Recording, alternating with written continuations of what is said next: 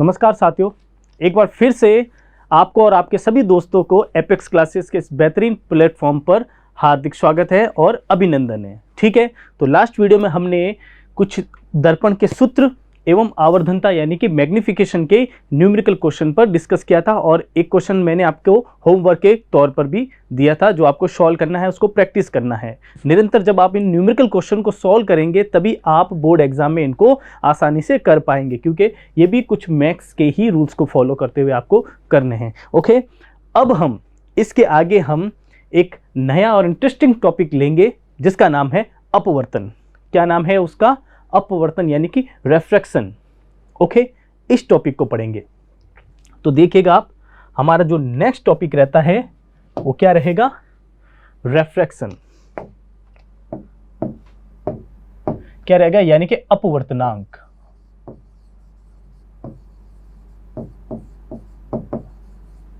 Okay, यानी कि अपवर्तनांक।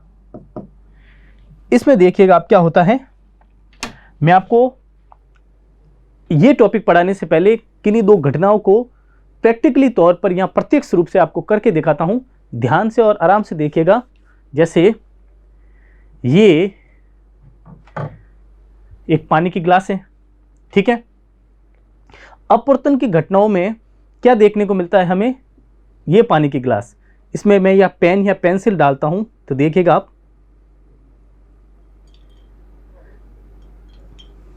क्या देखा आपने?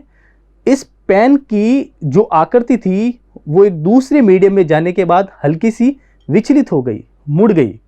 दिख रहा है आपको? हल्की सी मुड़ी हुई आपको नजर आ रही होगी। आप एक लंबी सी पेंसिल डाल के स्वयं इसको करके देखें तो आप देखेंगे ये जिस आकृति में इसके अंदर प्रवेश कर रही है एक सेकंड मीडियम में, तब ये इसके अंदर जाने के बाद अपनी पोजीशन चेंज कर रही है। क्या कर रही है? अपनी पोजीशन चेंज कर रही है, यानी कि ये हमें अपवर्तित होती हुई नजर आ रही है। ये इसकी रियल कंडीशन नहीं है। ठीक है, देख लिया आपने?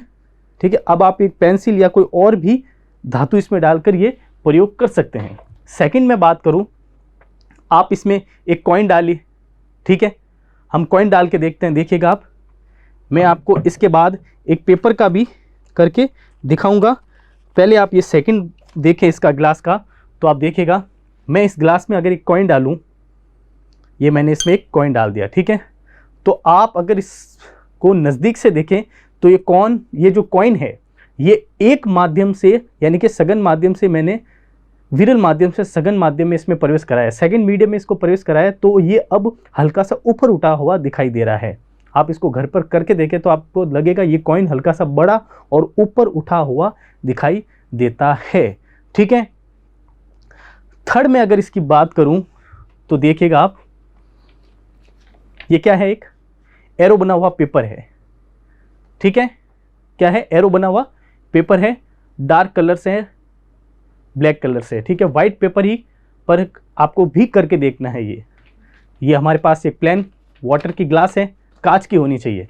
ठीक है, देखिएगा आप आराम से, ये कोई मैजिक नहीं है, दैट्स कॉल ऑफ रेफ्रैक्शन।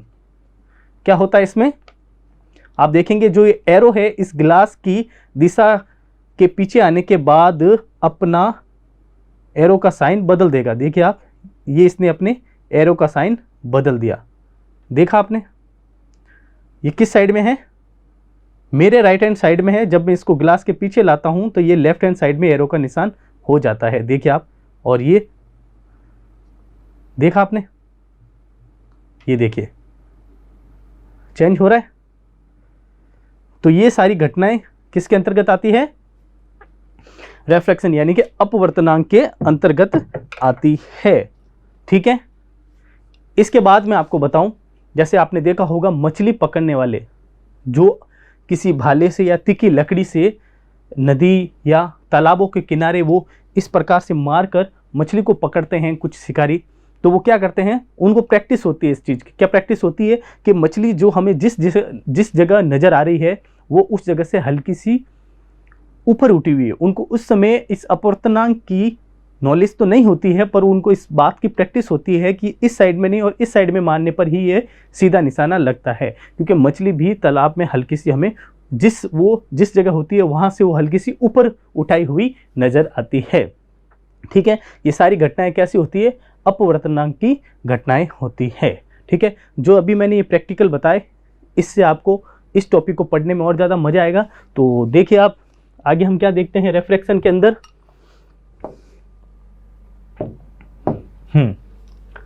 देखिए जैसे हम पहले लेते हैं कांच का गुटका, कांच का गुटका लेते हैं हम।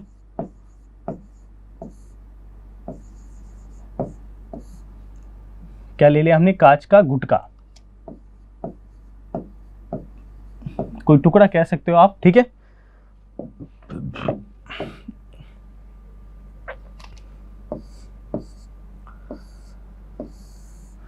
ये हमने एक कांच का गुटका ले लिया, ठीक है। फिर ये सेकंड माध्यम देखिए आप कौन सा है? विरल माध्यम। ये है आपका वायु यानी कि एयर, मैं इसको लिख लेता हूं विरल माध्यम, विरल माध्यम।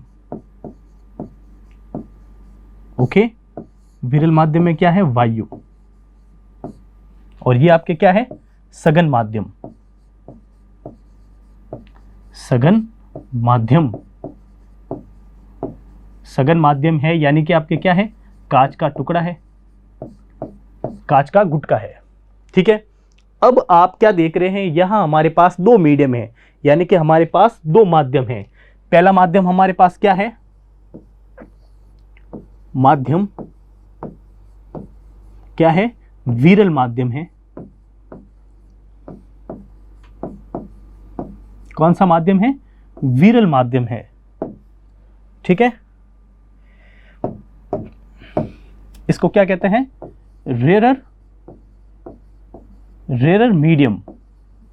कौन सा मीडियम है ये? रेरर मीडियम है। और इसका एग्जांपल क्या है? अभी हमारे पास वायु, वायु है यानी कि क्या है? एयर है। क्लियर है? दूसरे हम बात करें दूसरे माध्यम की, तो देखिएगा आप दूसरा माध्यम क्या है हमारे पास? दूसरा माध्यम है सघन माध्यम। कौन सा माध्यम है? सघन माध्यम, ठीक है। सघन माध्यम में कौन सा रहेगा? तो देखिए हम इसे कहते हैं डेंसर, डेंसर मीडियम। क्या कहते हैं सघन माध्यम को? डेंसर मीडियम, ठीक है। इसका अगर एग्जांपल देख रहे हैं अभी हम, तो कांच ले रहे हैं। क्लियर है? ठीक है। पहला हमारे पास कौन सा मीडियम है? वायु यानी कि रेरर मीडियम, और दूसरा हमारे पास कौन सा मीडियम है? कांच यानी कि डेंसर मीडियम, ठीक है। यहां हमने क्या लिया है? कांच का गुटका लिया है। अब आप यहां क्या देखते हैं? और ऊपर का क्या है हमारे पास? वायु यानी कि एयर, ठीक है। ये फर्स्ट मीडियम है। अब आप यहां क्या देखेंगे? देखिएगा, जैसे समझ लीजिए एक टॉर्च है, ये आपके यहां टॉर्च है, ठीक है। इस टॉर्च से ये प्रकाश की किरणें आ रही है, किस ओर जा रही है? ये एक सेकंड मीडियम में जा रही है।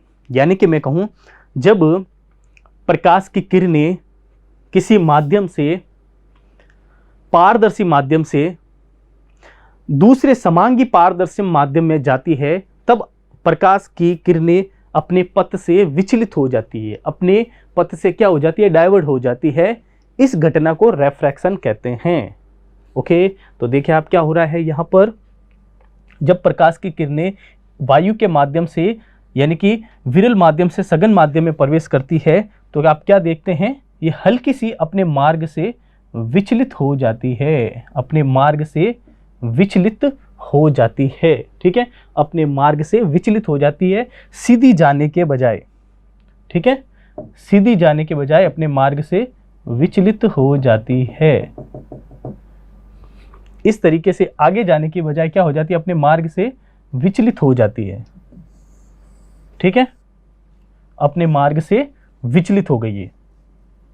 अभी जो मैंने आपको प्रैक्टिकल करके दिखाया था, ग्लास के अंदर पेन से डुबोकर या सिक्का डुबोकर आपने देखा वो किस तरह से अपने रियल दिखने के बजाय वो अपने प्रकाश की दिशा को विचलित कर रहे थे, ठीक है। यानी कि वो पेन हमने जो डुबाया वो इस दिशा से सीधा दिखने के बजाय वो क्या हल्का सा टेढ़ा हमें नजर आ रहा था, तिरछा नजर आ रहा था। तो अभी आपने यहाँ क्या देखा? प्रकाश की किरणें जब एक माध्यम से दूसरे माध्यम में जाती है तो अपने पथ से वो विचलित हो जाती है। इस प्रक्रिया या इस क्रिया को क्या कहते हैं हम? अपवर्तन कहते हैं। ठीक है, और यहाँ आप देखें तो इसके सीध में एकदम से यहाँ होता है ये आपके लंबवत, अभिलंब होता है। ठीक है, ये क्या होता है? नॉर्मल कहें या इसे हम क्या कहते हैं? अभिलंब। क्या कहते हैं इसे? अभिलंब कहते हैं। ठीक है,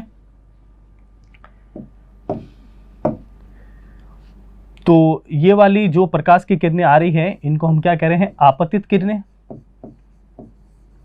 क्या बता रहे हैं हम इनको? आपतित किरणें, यानी कि इंसिडेंट रे। और इसके बाद ये वाली किरणें, इनको हम क्या कह रहे हैं? अपवर्तित किरणें। अपवर्तित किरणें, अपवर्तित किरणें। ठीक है, यानी कि रिफ्रैक्टेड रे। ओके, इनको क्या कहेंगे हम? Incident ray, incident ray. Okay, और इनको कहेंगे हम रिफ्रैक्टेड रे।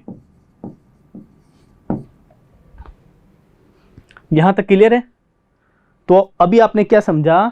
यानी कि जो एक माध्यम से दूसरे माध्यम में प्रकाश की किरणें जा रही है वो अपने पथ से क्या हो जाती है? अपने मार्ग से विचलित हो जाती है। इस प्रक्रिया को हम क्या कहते हैं? रिफ्रैक्शन कहते हैं, यानी कि अपवर्तन कहते हैं। इस डायग्राम को एक बार वापस आप पुनः देखिए, समझे आसानी से, फिर हम इसकी डेफिनेशन को लिखते हैं। समझ गए आप? यहां तक एकदम हम सिंपल और इजी वे में जा रहे हैं आगे। तो अब आप आगे इनकी एक डेफिनेशन देखें तो देखेगा, मैं लिखूं, जब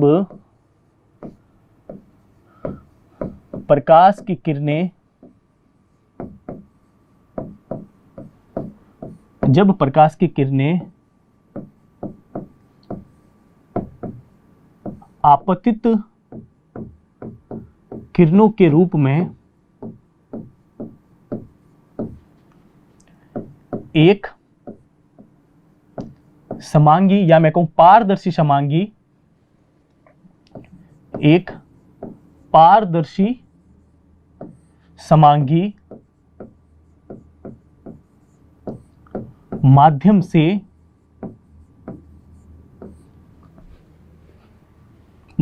से दूसरे समांगी माध्यम में प्रवेश करती है, तब वहां अपने पथ से, या मैं कहूं मार्ग से विचलित हो जाती है। मार्ग से विचलित हो जाती है,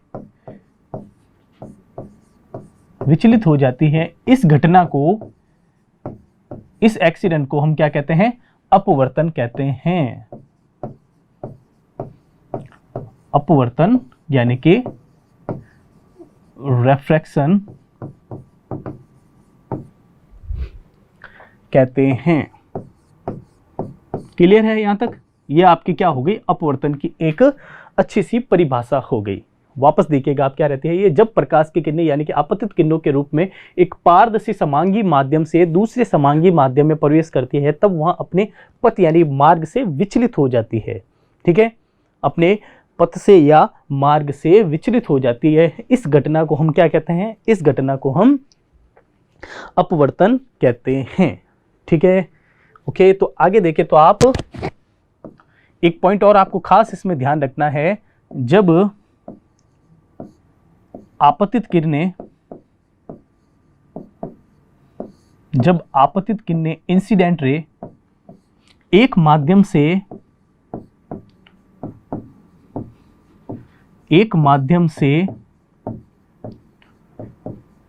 दूसरे माध्यम में जाती है,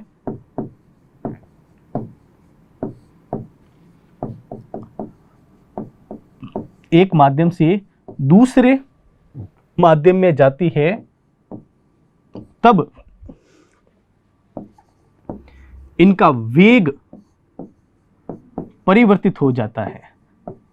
इनका वेग परिवर्तित हो जाता है। इनका वेग परिवर्तित हो जाता है। ठीक है, क्या ध्यान रखना आपको, जब ये एक मीडियम से दूसरे मीडियम में जाती है तो क्या चेंजिंग देखने को मिलता है हमें, इनके वेग में परिवर्तन हो जाता है। ठीक है, किनके, आपतित किरणें यानी कि प्रकाश की किरणों के वेग में परिवर्तन हो जाता है। ठीक है, पर आप ध्यान रखना और आगे इनमें क्या होता है, आगे मैं आपको बताऊं इनके और खास बिंदु। तो आप देखें, जब प्रकाश की किरणें सघन माध्यम में होती है, सघन माध्यम के एग्जाम्पल हम देखें ग्लिसरीन, पानी, कांच, इस माध्यम में होती है, तब प्रकाश का वेग अपेक्षाकृत विरल माध्यम से कम होता है। ठीक है, पर इनकी आवर्ती ओके और तीव्रता सेम रहती है, इनकी फ्रीक्वेंसी सेम रहती है। ठीक है, देखिएगा आप क्या रखते हैं हम, जब प्रकाश की किरणें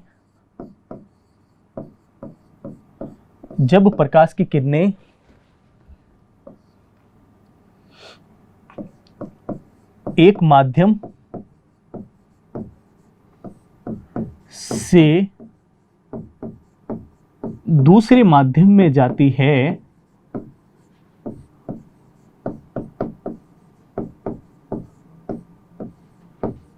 तब इनके वेग में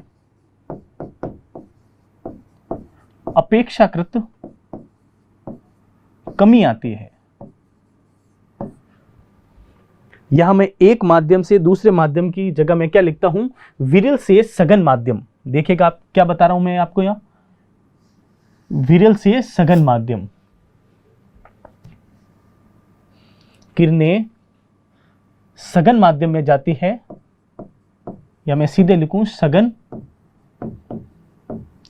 माध्यम में जाती है,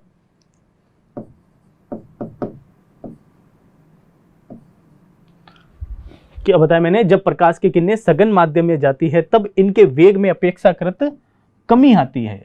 ठीक है, कमी आती है, वेग में क्या आती है, अपेक्षाकृत कमी आती है। ठीक है, तो सघन माध्यम में कौन कौन होंगे, तो आप देखिए सघन माध्यम में होंगे ग्लिसरीन, ग्लिसरीन हो सकता है, ठीक है, पानी हो सकता है और कांच हो सकता है। क्लियर है यहां तक। जब प्रकाश की किरणें किसी सघन माध्यम में जाती है, यानी ग्लिसरीन, पानी, कांच, कोई भी एग्जांपल ले आप सेकेंड मीडियम में, तो उनके वेग में आप देखेंगे प्रकाश की किरणें जब पानी में आती है, आप सुबह कोई पात्र ले, कोई भी आप पात्र ले, उसमें आप पानी रखकर आप देख सकते हैं, पारदर्शी पात्र होना चाहिए। तो प्रकाश की किरणें जब वहां से उनमें से आपतित होकर वापस अपवर्तित होती है, ठीक है, तो उनके वेग में आप देखेंगे कुछ कमी हमें नजर आती है, अपेक्षाकृत वो कमी नजर आती है। ठीक है, तो ध्यान रखना आप, सघन माध्यम के कुछ एग्जाम्पल कौन कौन से होते हैं, ग्लिसरीन, पानी और कांच। ठीक है, पर चेंजिंग हमें किन में नहीं देखने को मिलती है, लेकिन आवर्ती नहीं बदलती, आवर्ती नहीं बदलती, आवर्ती नहीं बदलती है। यहां आवर्ती क्या है, तो आप ध्यान रखेंगे आवर्ती है फ्रीक्वेंसी। क्या है, फ्रीक्वेंसी है आपके। ठीक है, इसको हम एक और नाम कह सकते हैं तरंगदैर्ध्य। क्या कह सकते हैं इसको, तरंगदैर्ध्य, लैम्बडा से जिसे रिप्रेजेंट करते हैं हम। ठीक है, तरंगदैर्ध्य कह सकते हैं। ये किस लिए उत्तरदायी होती है, तो आप ध्यान रखिएगा, आवर्ती प्रकाश के रंग के लिए, रंग को निर्धारित करने के लिए उत्तरदायी होती है। क्या होती है ये, कलर पर, कलर के लिए, कलर को निर्धारित करती है, प्रकाश के कलर को निर्धारित करने में उत्तरदायी होती है। कौन? आवर्ती। ठीक है, अगर मैं तीव्रता की बात करूं, यहां आप देखिएगा प्रकाश में, अगर मैं तीव्रता की बात करूं, तीव्रता, ठीक है, तो वो किसके लिए उत्तरदायी होती है? तो आप ध्यान रखना, ये प्रकाश के चमक के लिए उत्तरदायी होती है। किसके लिए? प्रकाश के चमक के लिए उत्तरदायी होती है।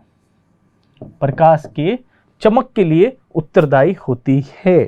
ठीक है, कौन? तीव्रता। और फ्रीक्वेंसी चेंज नहीं होती है। जब प्रकाश अपवर्तन की क्रिया में एक माध्यम से दूसरे माध्यम में जाता है, तब हमें वेग में तो चेंजिंग देखने को मिलती है, पर हमें फ्रीक्वेंसी में चेंजिंग देखने को नहीं मिलती है। क्लियर है? और इसमें क्या बताया मैंने, जो फ्रीक्वेंसी होती है यानी कि आवृत्ति होती है आपके, वो कलर यानी कि रंग को निर्धारित करने के लिए उत्तरदायी होती है। और सेकंड मैंने क्या बताया, तीव्रता। ठीक है, तीव्रता क्या रहती है? प्रकाश के चमक के को निर्धारित करने के लिए उत्तरदायी रहती है। कौन? तीव्रता। यहां तक क्लियर है? इसके बाद आप देखिए, जैसा कि आपने देखा, यहां देखिएगा आप, जब प्रकाश की किरणें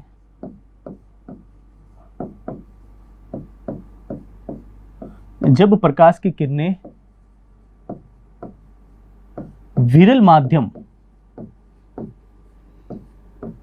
से सघन माध्यम, जब प्रकाश की किरणें विरल माध्यम से सघन माध्यम की ओर जाती है, जब प्रकाश की किरणें विरल माध्यम से सघन माध्यम की ओर जाती है, तब वहां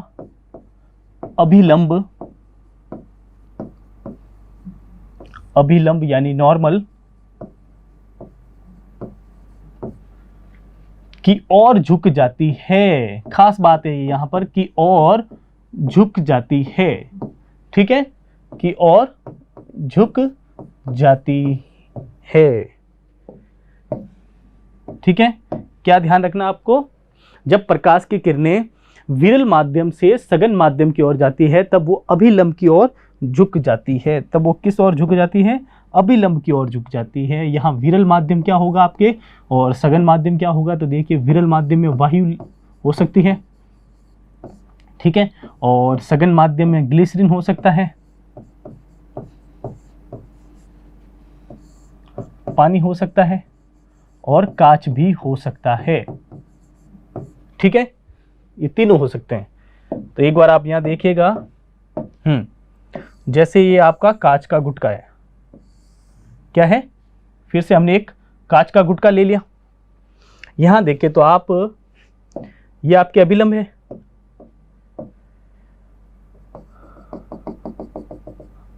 ये आपके क्या है?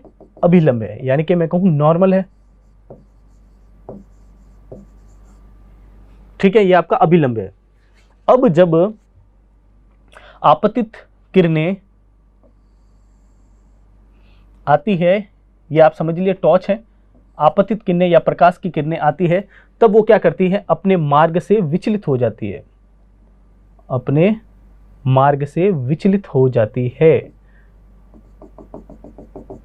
ठीक है, इस कंडीशन में हमने क्या बताया था पहले? विरल माध्यम से सघन माध्यम, यानी कि वायु से वो किसी उससे ठोस माध्यम में प्रवेश कर रही है, तो अभिलंब की ओर झुक जा रही है। आप क्या देख रहे हो यहां पर? ये अभिलंब की ओर झुक जा रही है। प्रकाश की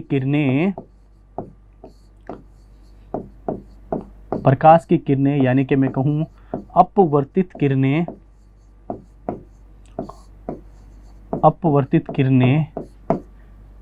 या मैं कहूं रिफ्रैक्टेड रे